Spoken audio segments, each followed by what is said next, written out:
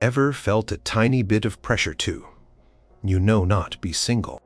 Like from your grandma? Or that random auntie at a wedding? What if that pressure was baked into the very wisdom of entire cultures? Are there ancient sayings passed down through generations that basically whisper, "Hey, you still flying solo? What's up with that?" Could words from centuries ago still pack a punch today, making single life sound less like a choice and more like a problem? Get ready, because we're unearthing some verbal artifacts that might just make you look at being unattached in a whole new and perhaps slightly unsettling light. Number 12. The unplowed field that yields no harvest. This imagery, potent and earthy, comes from various agricultural societies with strong echoes in traditional Chinese thought. Picture this: a field fertile and ready, but untouched by the plow. It lies fallow. While a fallow field can be a method of restoring nutrients to the soil for future planting in the context of human life, this proverb often carried a different weight. The unplowed field, in this metaphorical sense, was the unmarried individual. The harvest it failed to yield: children, lineage, the continuation of the family name, and the creation of a new family unit to contribute to the community's workforce and social fabric. In many parts of ancient China, for instance, family was paramount. Confucian ideals, which shaped Chinese society for over 2 millennia, starting around the 5th century B, emphasized filial piety, respect for elders, and the importance of carrying on the ancestral line. Marriage wasn't just a personal affair between two people. It was a contract between families, a crucial step in fulfilling one's societal and familial duties. A man who remained unmarried might be seen as failing in his duty to his ancestors. A woman who remained unmarried, particularly beyond a certain age, could be viewed as an economic burden on her birth family, or as someone who had somehow missed her primary purpose. The economic realities of agrarian life also played a huge role. More hands meant more help in the fields, a larger support system in times of hardship, and a greater chance of prosperity. A single person was in a way a unit of one, whereas a married couple, and subsequently their children, formed a more robust economic and social entity. This proverb, therefore, wasn't just a gentle nudge. It was a reflection of deep-seated beliefs about productivity, purpose, and societal contribution. The unplowed field wasn't just fallow. It was, in a societal sense, unproductive, a resource not being utilized for its perceived primary function, the creation and sustenance of family, and, by extension, the community. The weight of such an expectation, to be a plowed field yielding a harvest, must have been considerable. One can imagine young people hearing this and feeling the unspoken pressure to find a partner, not just for love or companionship, but to fulfill a vital role, like a farmer tending their land. Number 11. A house without a woman is like a body without a soul. This particular sentiment, with variations, can be found across several cultures, including some Middle Eastern and European traditions. It speaks volumes about the perceived roles of men and women within the domestic sphere. The house, the physical structure, is the body. It exists, it has form. But the soul, the animating principle, the warmth, the life, the essence that makes it a home rather than just a dwelling, that, according to this proverb, is brought by the woman. Consider the implications for a bachelor. His dwelling, no matter how well appointed or comfortable, might be seen as incomplete, lacking that vital, spiritual, or emotional component. It suggests that a man on his own is incapable of creating a true home. This isn't necessarily about cleanliness or cooking, though those might be implied, but about a deeper, almost mystical quality. The soul of the house could refer to emotional warmth, nurturing, the creation of a welcoming atmosphere, the management of social connections, and the overall well-being of its inhabitants. In many historical contexts, domestic life was strictly gendered. The woman's domain was the home, and her responsibilities were manifold, extending beyond mere housekeeping to encompass the emotional and often spiritual health of the family. Think about societies, perhaps in 18th or 19th century Europe, where the concept of hearth and home was central.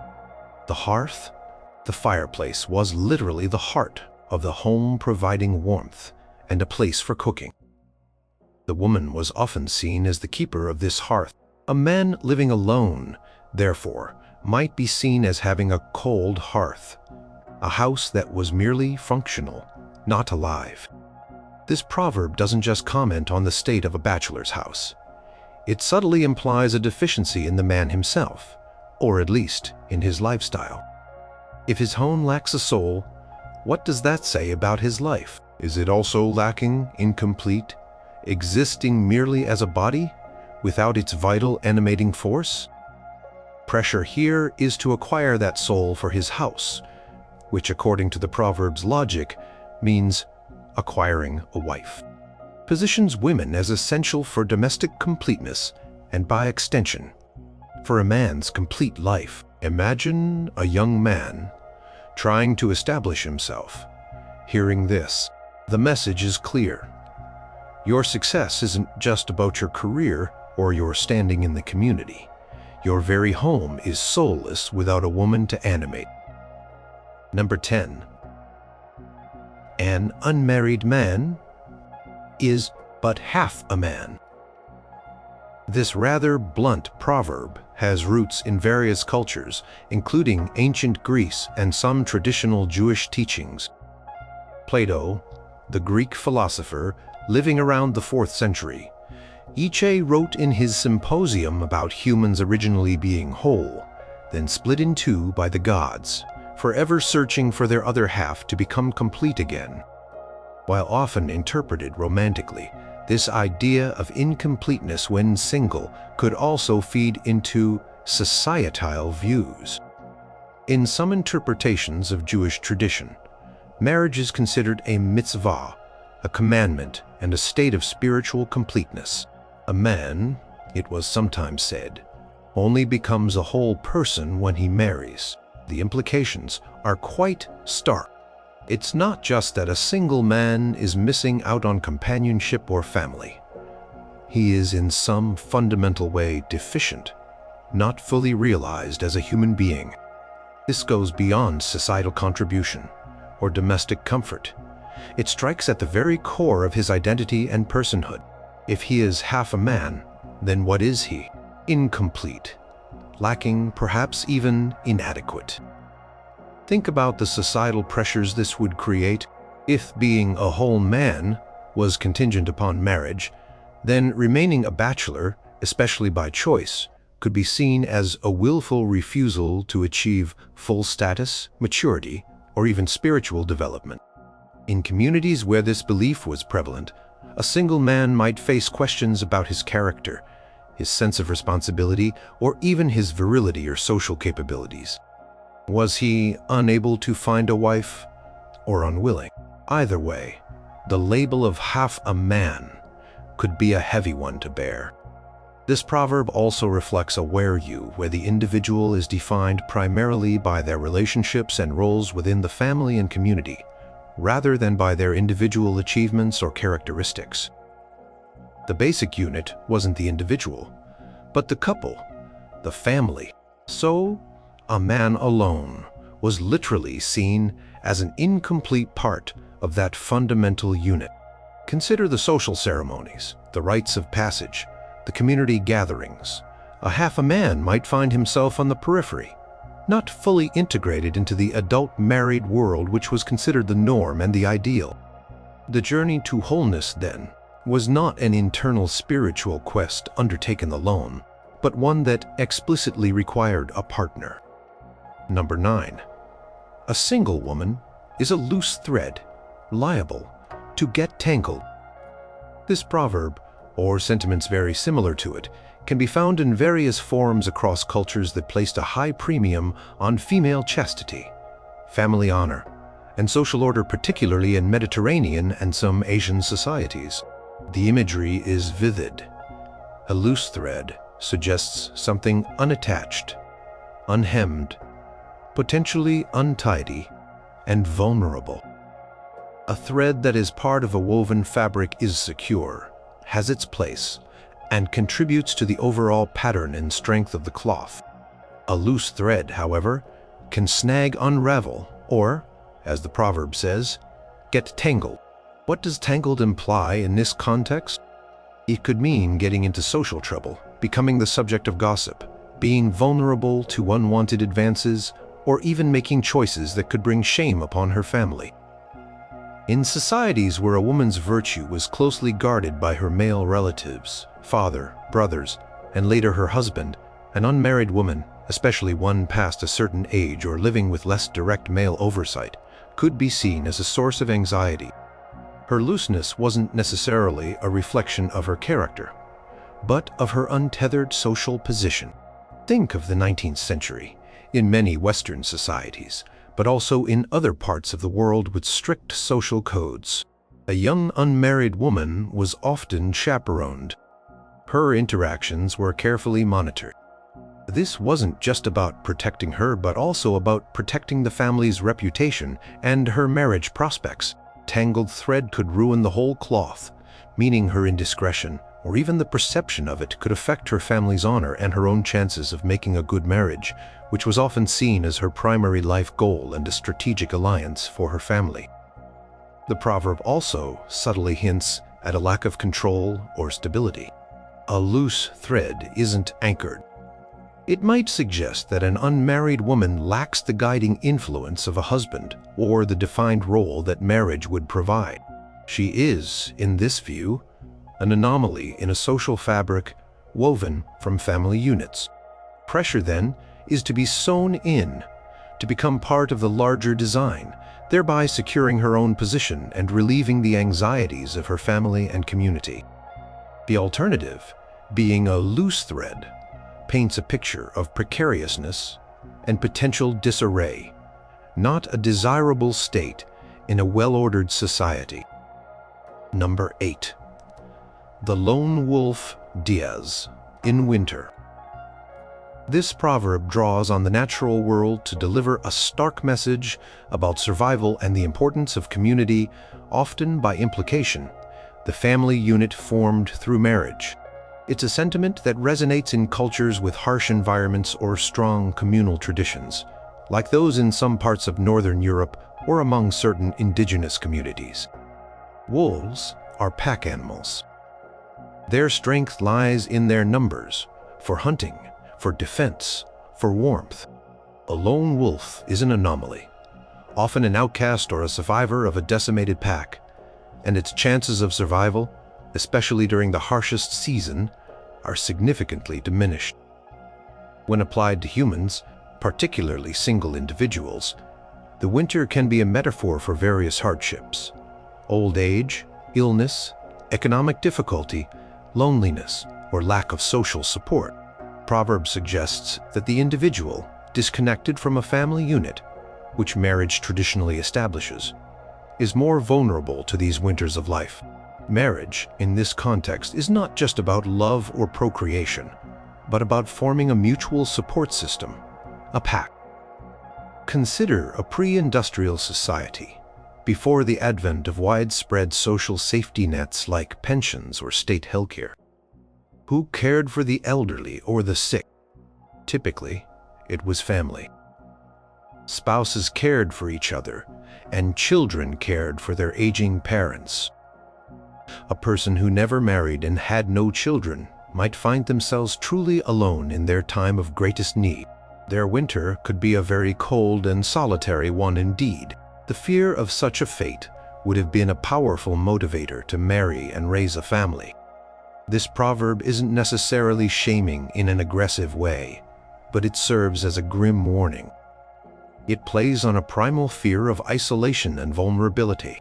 It implies that singleness is a risky, almost unnatural state for a social creature like a human being, akin to a wolf abandoning its pack. The wisdom here is pragmatic, rooted in the harsh realities of survival. While modern society offers more support for individuals, the underlying fear of facing life's winters alone can still resonate, and this proverb taps directly into that ancient anxiety. Paints marriage and family not as a mere social convention, but as a fundamental survival strategy.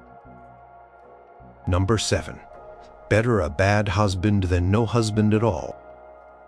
This is a particularly bleak proverb, and variations of it have surfaced in many patriarchal societies where a woman's social standing, economic security, and even her perceived worth were almost entirely dependent on her marital status. It's a proverb born of desperation and limited options. You might hear echoes of this in historical contexts across Europe, the Middle East, and parts of Asia. Core message is chilling. The state of being unmarried for a woman, an old maid or spinster, was considered so undesirable, so socially disadvantageous, that even a marriage to a bad husband, perhaps one who was unkind, unproductive, unfaithful, or even abusive, was preferable. This speaks volumes about the dire alternatives. What was so terrible about being an unmarried woman that a bad marriage was the better option? In many societies, for centuries, unmarried women had very few avenues for economic independence. They were often dependent on the charity of male relatives. They might be seen as a burden. Socially, they could be marginalized, pitied, or even scorned. Lacking the status and protection of a husband, they might also be more vulnerable. The label spinster, for instance, originally referred to a woman who spun thread for a living. One of the few respectable occupations open to single women, but it gradually took on connotations of being unwanted, past her prime, and an object of pity, or sometimes ridicule. This proverb reflects a societal structure where marriage was not primarily about love or personal fulfillment for women, but about survival, status, and legitimacy. A married woman, even in a difficult marriage, had a recognized place in society. She was Mrs. Somebody. An unmarried woman was often defined by what she lacked. Proverb, therefore, acts as a stark piece of advice, perhaps from an older woman to a younger one. Lowering expectations and urging pragmatism in the face of limited choices, it suggests that a woman's bargaining power in the marriage market was low, and that holding out for an ideal partner was a foolish risk when the alternative was social and economic oblivion. It's a grim testament to the pressures and constraints faced by women where the lesser of two evils was still an evil. Number 6. He who does not marry is like a tree without fruit.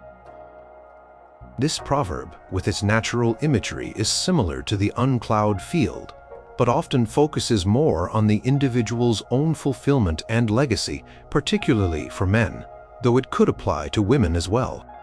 It has appeared in various cultures, including some Latin and European traditions. A tree's purpose in a utilitarian sense is often seen in its ability to bear fruit.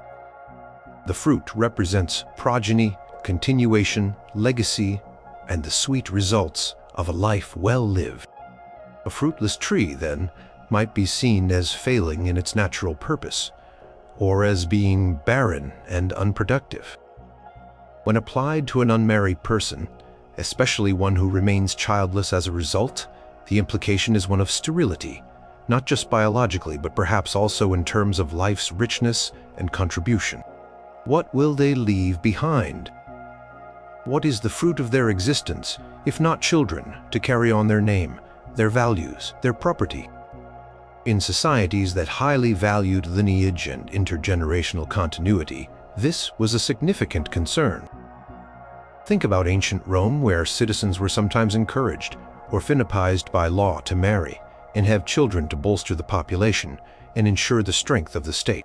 For example, the Lex Papia Poppaea, enacted in 9 CA under Emperor Augustus, included penalties for celibacy and rewards for those who married and had children. While not a proverb, the sentiment behind such laws aligns with the idea that not marrying and thus likely not procreating was detrimental to the collective good and perhaps indicative of a life that hadn't reached its full potential for contribution.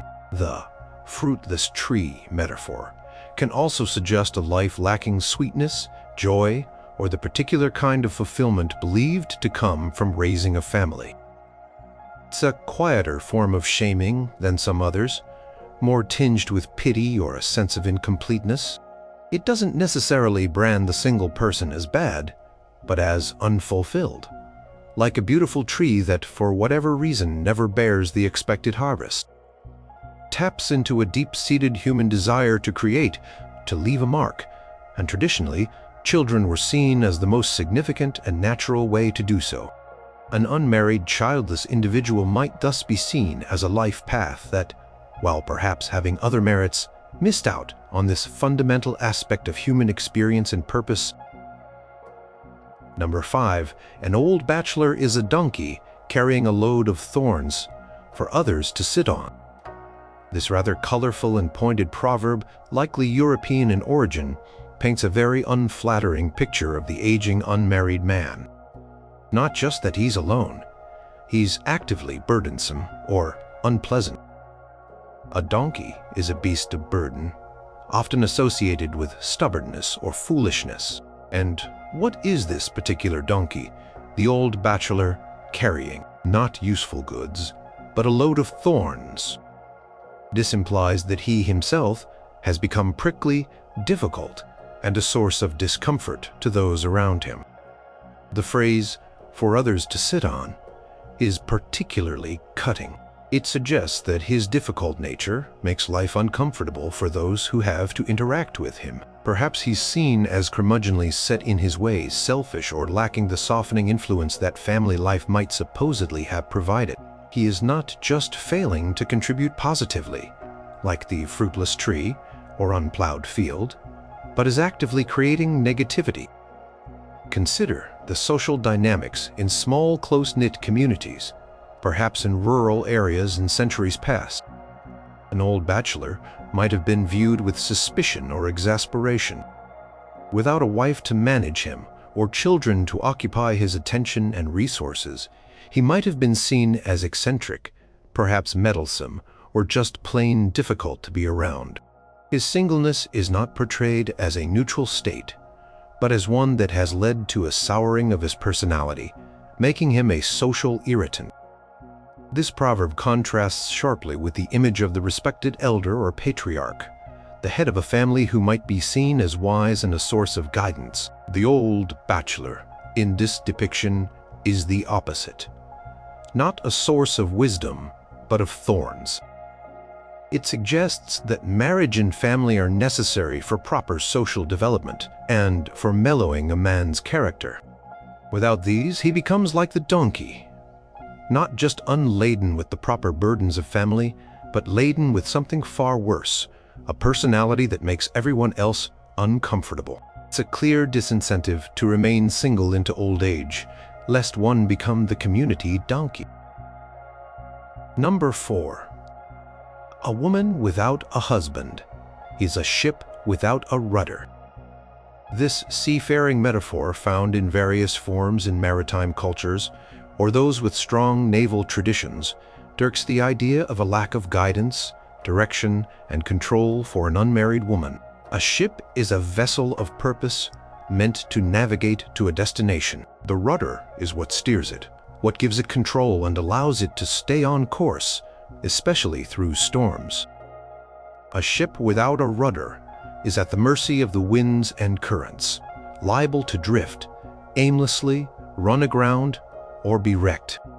When applied to a woman, the husband is explicitly named as the rudder. This implies that a woman, on her own, is incapable of navigating life successfully or safely. She needs a man, her husband, to provide direction, make decisions, and protect her from the storms of life. reflects a deeply patriarchal worldview where women were not seen as autonomous agents, capable of steering their own lives. Think of societies where women had limited legal rights, restricted access to education and professions, and were passed from the authority of their father to that of their husband.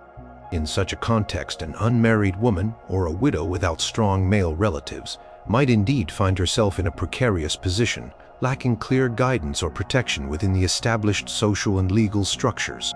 Proverb, then, might have been seen as a practical observation as much as a judgment. However, it also carries a strong prescriptive element. A woman should have a husband to be properly steered. Diminishes her own capacity for judgment, resilience, and self-direction. The image of being rudderless suggests a life that is uncontrolled, possibly chaotic, and ultimately unproductive or unsafe. This proverb would have served to reinforce the idea that a woman's proper place was under the guidance and authority of a husband, for her own good and for the good of social order. It positions singleness for women not as independence, but as a dangerous and unstable state of being adrift. Number 3. A man who builds a house but takes no wife is like a man who prepares a feast and invites no guests. This proverb, with variations found in different cultures, highlights the perceived incompleteness and lack of purpose in a man's efforts if he doesn't marry and establish a family.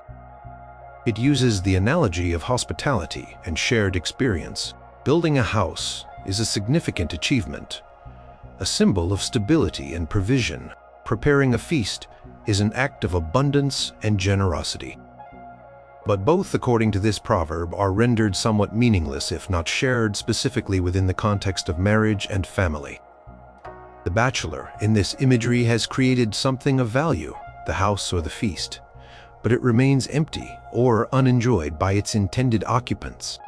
Who is the house for, if not a wife and children? Who will partake in the feast if he has no family to share it with? It suggests that a man's accomplishments and material wealth are hollow if they are not put to the service of creating and sustaining a family. Consider the social importance of hospitality in many cultures. Sharing food and home is a fundamental way of building community and expressing goodwill.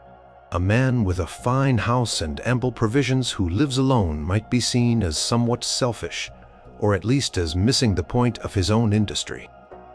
His life is like a party with no attendees, a sad, empty affair.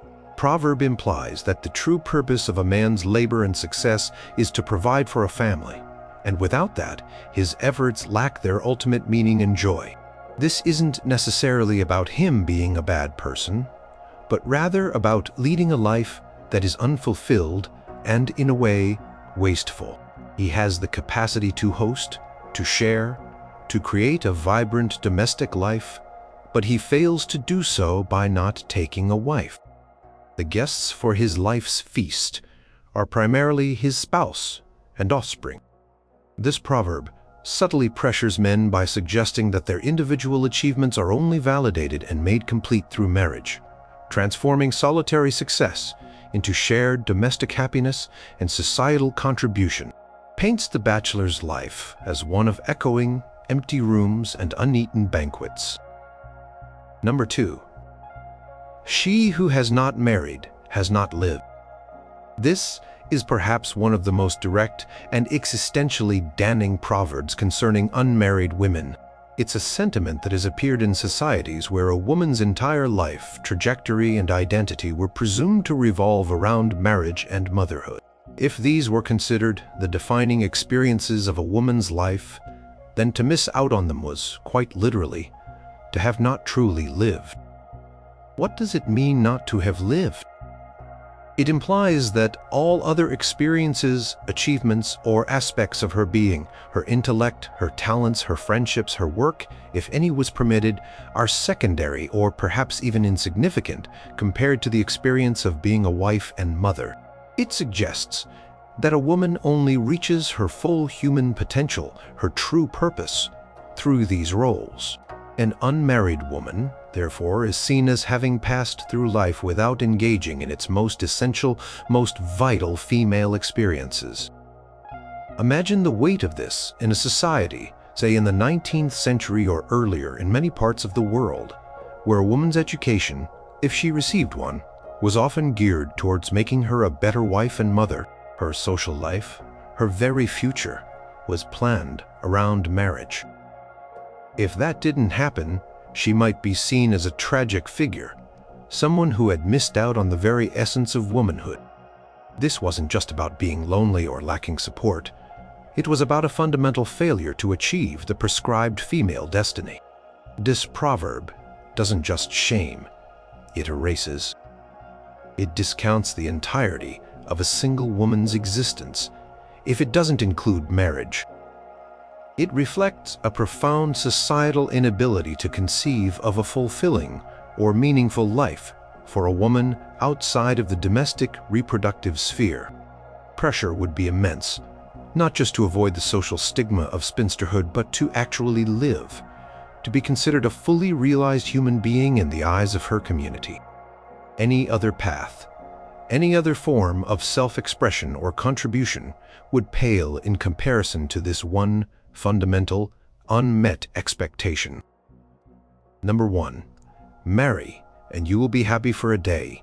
Kill a pig, and you will be happy for a week. Become a priest, and you will be happy for life. But if you do not marry, you will be sorry for life. This complex proverb, often attributed with variations to Russian or Eastern European folklore, presents a fascinating, almost paradoxical take, but its final sting is unmistakably aimed at those who remain unmarried.